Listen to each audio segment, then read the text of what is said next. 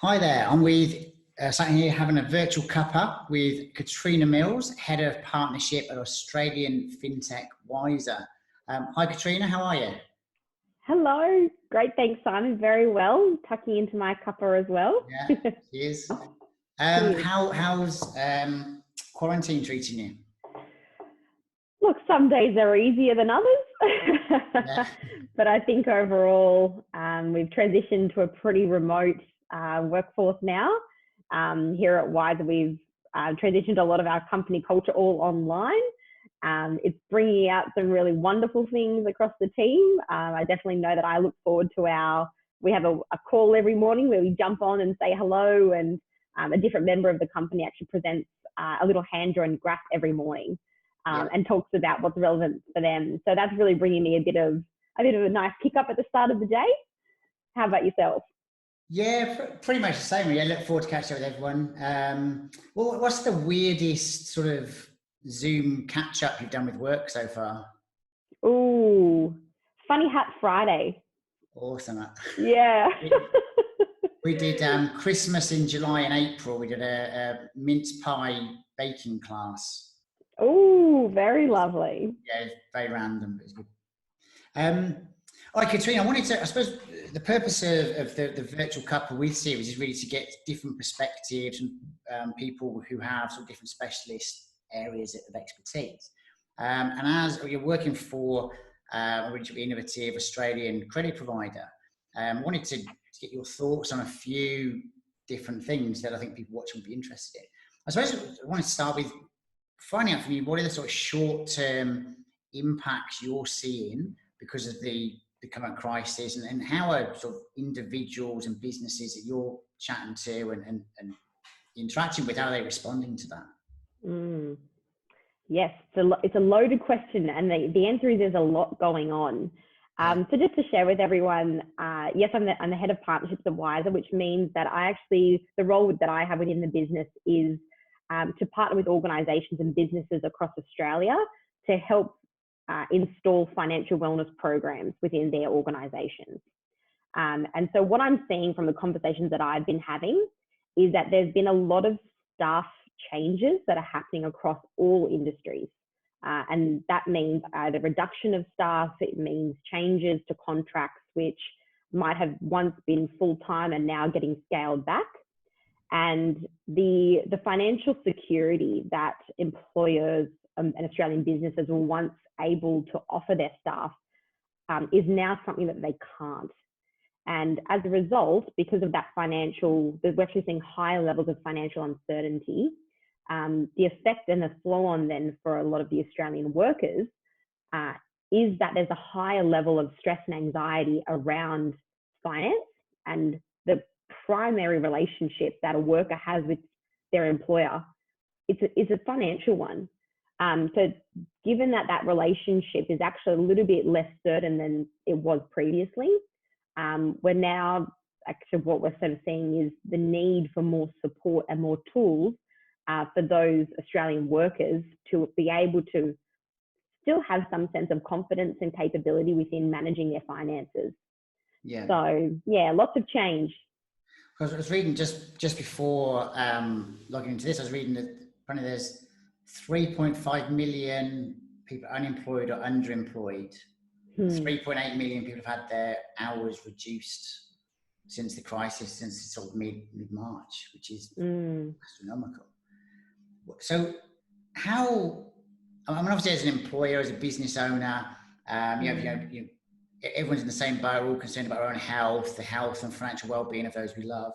But also as business owners, you have the added responsibility of your employees' financial, as well as their mental and physical safety, but their financial safety and financial well-being. What can employers do to support their workforce?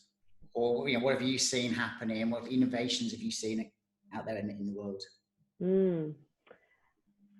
Depending on the role that an employer chooses to take, there's many options and there's many different things that I've seen our different partners and even ourselves start to offer staff. The first is actually providing just some education and awareness around what their staff can access when it comes to support. Now we've seen the government release different types of stimulus packages and employment support, predominantly around the job seeker and job keeper. Yeah. So what we've seen is actually just access to FAQs and education that help their staff understand what they can and what they can't have access to. That's definitely step one that we've seen be the sort of the first line response. But then the second thing that sort of comes off the back of that employers can start doing is actually providing their staff some really tangible tools which start making a difference straight away to their financial position. That can come in the form of checking their credit scores. It can come in the form of using an app to visualize and to see your current financial position and to look at the areas that are causing perhaps the most stress or perhaps the areas that might have actually just been a little bit less understood and a little bit in the dark. So for example, an example could be your investments. It could be knowing your mortgage. It could be the interest rate that you're paying on your credit card. All of those are coming to light now and showing people what they may or may not know about their finances. Yeah. Yeah. Yeah. I mean, I think the JobKeeper particularly, I think, has had a massive impact on a bit of stability in the workforce. I mean, I was reading that there's 500,000 less people who are unemployed or underemployed than there were the last 2 weeks of March. I think that's a direct impact of the JobKeeper, people going back into employment. Now the employers have that stability of the JobKeeper. What, from a perspective of an individual or a business, what are the real sort of low-hanging fruit? If you're giving people recommendations about their own financial well-being, what are the low-hanging fruit that people can do today or this week to sort of start thinking about the short and medium and the long-term financial wellness in this world?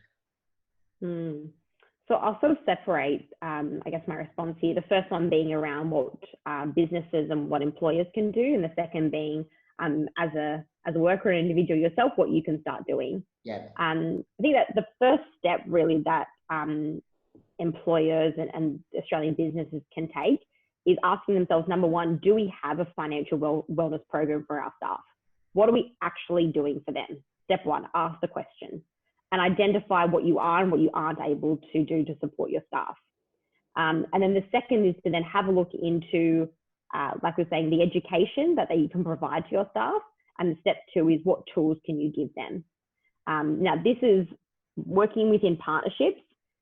The wonderful thing about the Australian business landscape is that there are so many beneficial partnerships which come off the back of one company saying, this is what we can provide, and the other company saying, this is what we need to provide to our staff. So I think there's a natural affinity there for the businesses to then reach out and say, how can we help others to help our staff and help ourselves?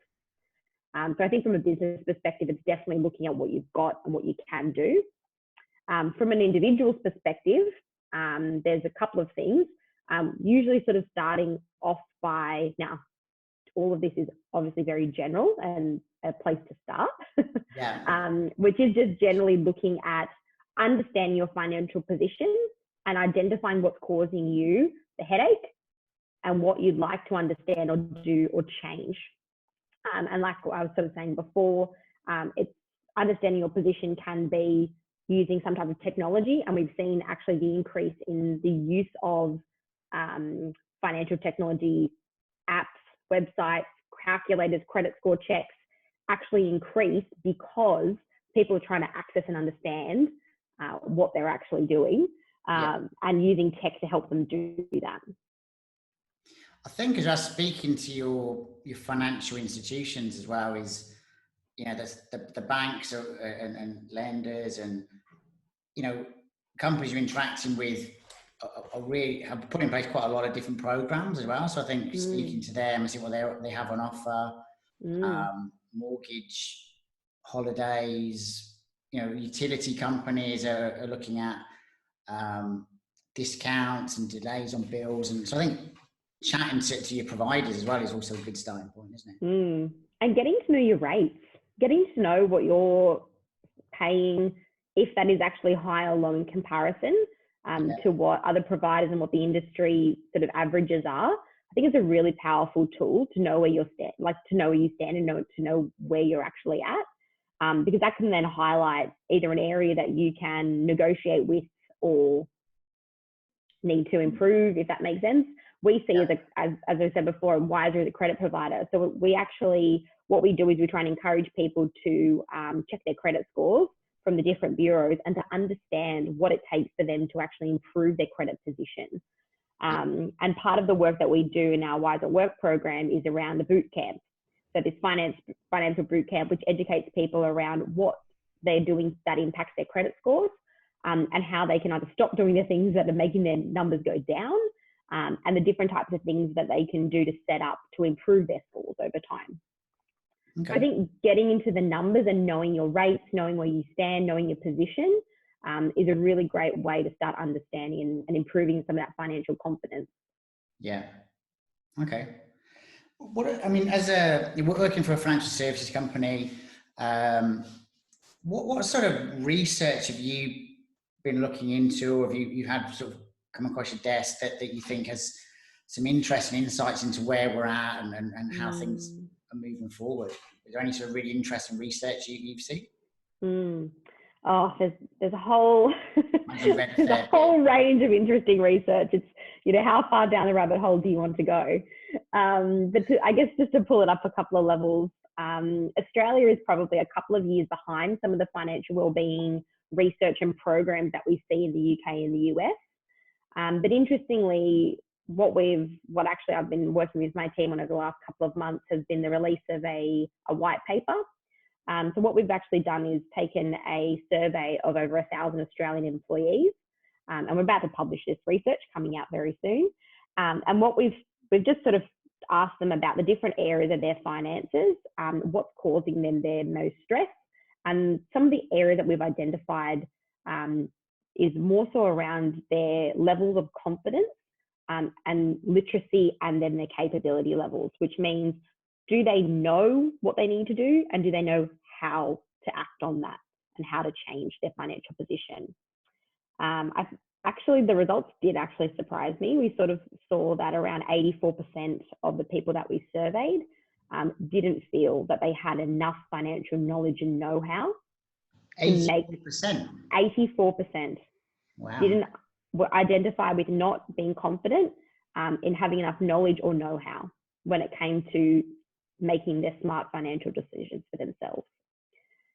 Okay. That is a huge number in itself. The research, it's huge. The research then goes on to sort of break those different parts down, looking at around 63% of people not feeling that they've got a really strong grasp of managing their living expenses. So even having enough, we call it the rainy day fund or the emergency savings. Majority of people didn't have enough of those. Yeah. And now we find ourselves in a rainy day situation. Yeah. And this research was conducted just at the start of the year, just prior to COVID-19. So I can only imagine if, the next round of research, which will come out over the next few months when it comes to financial wellbeing in Australia, will probably show that these feelings of stress around not having enough savings and being uncertain about your financial future will actually probably be a lot higher than even what some of the preliminary research has found. With, I suppose, looking into the sort of crystal ball a little bit, what does the other side of this look like for you? Where do you see the world looking like at the other end of this? In 6, 12, and maybe even 24 months' time? Yeah, whenever that is, yeah. Look, I guess thematically, I think that just across the board, there is a lot of hope and optimism, which I see as a beautiful silver lining to what feels like a bit of a dark cloud at the moment. But if we sort of dive into what, particularly maybe in the financial services industry, we're seeing is that there will be changes to credit policies and financial hardship programs that every lender and every credit provider in Australia would need to make to be able to support their customers during this time. So what those policies look like I said, they will probably change over those as we sort of move from a short-term impact to longer term. This is because a lot of the modeling has never been done before, and we don't have a lot of historical even research that we can use to say, this is what we would expect given this circumstance. Yeah. Because we haven't actually seen that this ever happened before. Definitely. Yeah. Oh, no, go on. No, it's definitely an unusual situation. I don't think anyone's got sort of the models to predict it accurately. No, definitely not. So I think what will happen is probably we're starting to see, particularly working in the wellbeing benefit space with partners, is in Australian businesses, because we are all across the board consolidating. We're consolidating resources, we're consolidating processes internally about what we can, what we can't prioritize. I think that there will actually be almost like a sorting process which has to happen, that a lot of these benefits programs in which wellness benefits at work usually fit into, there'll be that almost like panning for gold in a way. So there will be a shake-up which is happening now. The programs and the benefits that don't actually have any tangible results will fall to the bottom like the sediment. And the programs and the benefits that do have tangible outcomes and results for people that they genuinely find valuable, those bits of gold will rise to the top. And that's what we'll see in the next 6 to 12, even longer, it's 18, 24 months. They're going to be the companies, they're going to be the programs, they're going to be the benefits that outlast this turbulent sort of shake at the moment. Good metaphor. I like the metaphor. You're welcome.